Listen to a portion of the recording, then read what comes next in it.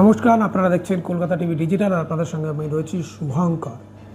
রাজ্যে কি pass fail প্রথা ফিরে আসতে চলেছে? বিধায়ক শঙ্কর ঘোষের এমনই এক মন্তব্য রীতিমতো জল্পনা ফেলে দিয়েছে, বা বলা যেতে পারে জল্পনা তৈরি করেছে। কেননা রাজ্যে ইতিমধ্যে আমরা জানি যে বেশ কয়েক বছর ধরে নো ডিটেনশন পলিসি বা পাশ ফেল হীন ব্যবস্থা চালু রয়েছে, অর্থাৎ পঞ্চম থেকে অষ্টম শ্রেণী পর্যন্ত পাশ ফেল প্রথা নেই, নবম থেকে মূল্যায়ন ব্যবস্থা চালু। এবং সেখানে দাঁড়িয়ে স্বাভাবিকভাবেই পড়ুয়াদের পঠন পাঠন থেকে শুরু করে মানোন্নয়ন এই যাবতীয় নিয়ে একাধিকবার প্রশ্ন উঠেছে। কেন্দ্রের তরফে এর আগে দেখা গিয়েছে বিজ্ঞপ্তি জারি করে পাশ ফেল প্রথা পেরোনোর বিষয় জানানো হয়েছিল, কিন্তু সেটি পরবর্তীতে আর কার্যকর হয়নি।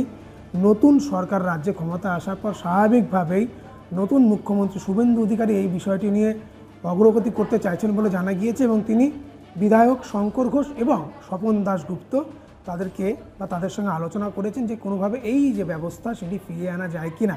এবং সেটি নিয়েই স্বপন দাশগুপ্ত এবং শঙ্কর ঘোষ তারা নিজেদের মধ্যে আলোচনাও করেছেন বলে জানা গিয়েছে। সেইখানে দাঁড়িয়ে স্বাভাবিকভাবে ভবিষ্যতে যে প্রথা উঠে গিয়েছিল, আমরা দেখতে পেয়েছিলাম বেশ কয়েক বছর আগে নো ডিটেনশন পলিসি বা পাশ ফেল প্রথা ছিল না রাজ্যে, সেই পাশ ফেল প্রথা কি আবার ফিরতে চলেছে? এরকমই কিন্তু জল্পনা তৈরি হয়েছে। আপনারা দেখতে থাকুন কলকাতা টিভি ডিজিটাল, রাত দিন 7 দিন।